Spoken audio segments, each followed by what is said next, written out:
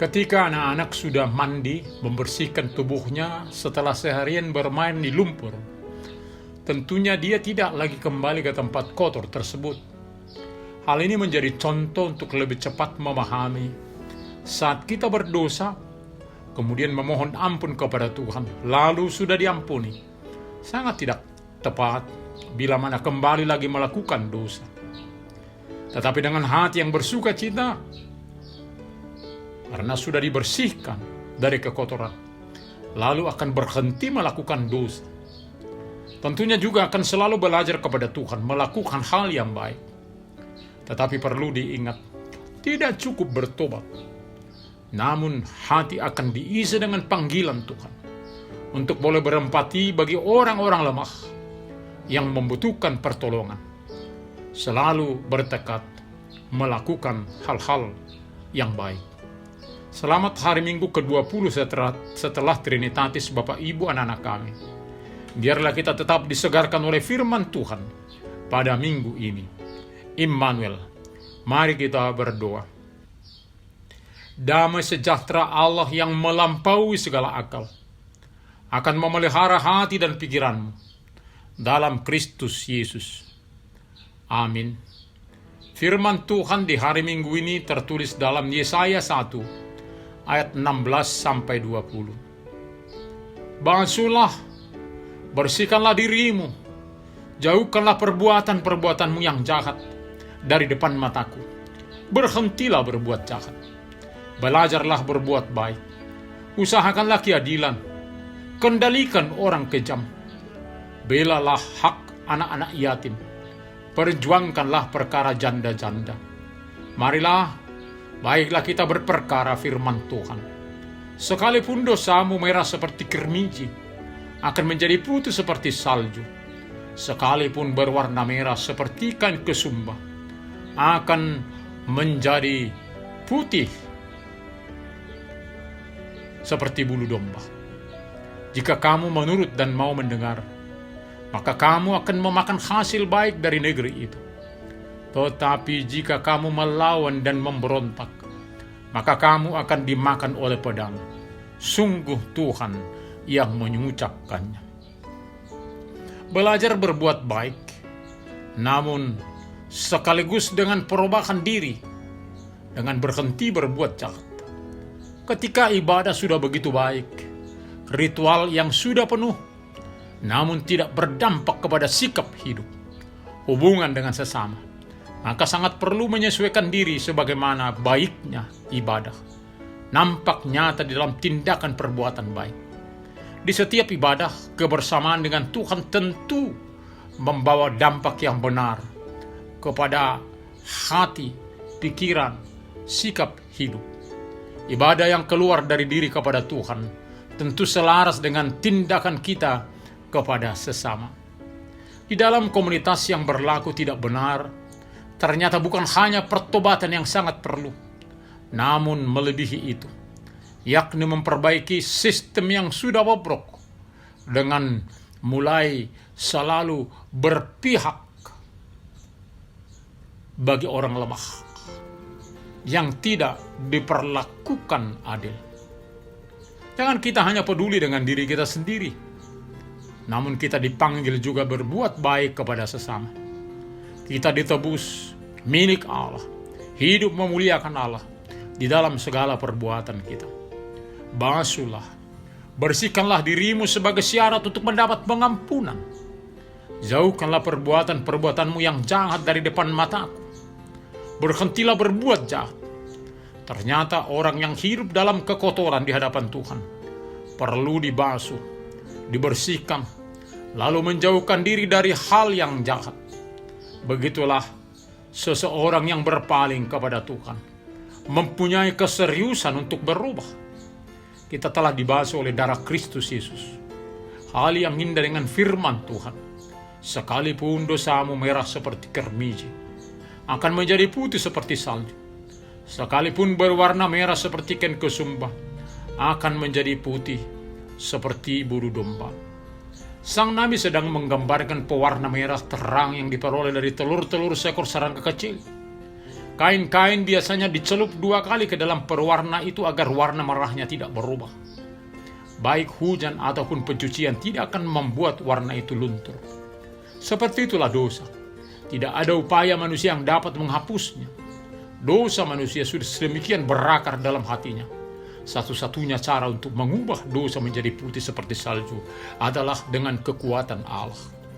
Tentunya kita telah berhenti berbuat jahat dan selalu belajar berbuat baik. Keluar dari kebiasaan egois atau mementingkan diri sendiri dengan mengusahakan atau serius berkomitmen dan bersemangat untuk hal yang berkeadilan, mengendalikan orang kejam.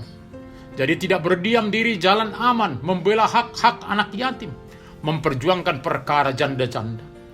Di mana mereka di negara Israel mereka mempunyai status sosial rendah, maka orang-orang ini rentan diperlakukan tidak adil oleh banyak pihak termasuk penguasa. Maka kehadiran kita di mana dan kapanpun sebagai umat Tuhan selalu membawa kedamaian, kenyamanan bagi orang banyak. Ketika sudah bertobat, bukan kemudian berhenti melakukan berbagai kegiatan, namun senantiasa bergiat melakukan panggilan Allah dalam kehidupan. Seseorang yang hidup dalam kasih, Allah akan selalu berbelas kasih.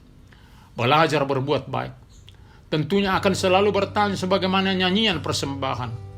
Adonahu baik Tuhan. Artinya, apa yang telah kuperbuat Tuhan. Lalu, kita akan diperkenan Tuhan melakukan banyak hal. Sebab kita akan dipertemukan dengan anak yatim yang sakit yang membutuhkan penghiburan. Janda yang membutuhkan modal supaya boleh berusaha untuk membayar kontrak rumah. Anak lemah yang dibuli di depan mata kita. Saat kita bersedia dipakai Tuhan bagi sesama, maka satu demi satu benang kusut di dunia ini akan diperhadapkan terhadap kita untuk diperbaiki. Kita yang sudah ditebus dalam Kristus akan selalu hidup dalam perilaku memuliakan Tuhan. Lalu Tuhan juga mengatakan bagi umatnya, jika kamu menurut dan mau mendengar, maka kamu akan memakan hasil baik dari negeri itu. Tetapi jika kamu melawan dan memberontak, maka kamu akan dimakan oleh pedang. Dan memang benar dalam segala perbuatan pasti ada akibat dan konsekuensi. Terutama karena Tuhan berdaulat atas kehidupan kita. Misalnya, di bungkus rokok di negara kita Indonesia ada tertulis merokok dapat menyebabkan kanker, serangan jantung, impotensi dan gangguan kehamilan dan janin. Jadi seorang perokok berat ketika terkena serangan jantung akan tersenyum dan berkata, saya pikir peringatan itu hanya pepesan kosong dulunya. Sungguh itu adalah firman Tuhan yang pasti benar, yang akurat. Menurut dan mendengar firman Tuhan akan memberikan kebahagiaan. Sebab diperkenan menikmati berkat Tuhan. Tetap belajar berbuat baik. Berhenti melakukan hal jahat. Amin. Kita berdoa. Terima kasih Bapa untuk firman-Mu hari ini. Kesungguhan kami beribadah kepada-Mu akan nyata juga dalam kesungguhan kami berbuat baik kepada sesama. Biarlah kami belajar akan firman Tuhan, bagaimana kami bersikap kepada sesama dalam hidup. Sertai kami dalam kehidupan untuk boleh tetap bertindak sesuai dengan kehendak-Mu. Biarlah kami terus-menerus belajar berbuat baik dengan melakukan hal-hal yang adil dan membela mereka yang lemah. Terima kasih Bapa. Sertai kami. Hanya dalam nama Tuhan Yesus kami berdoa. Amin.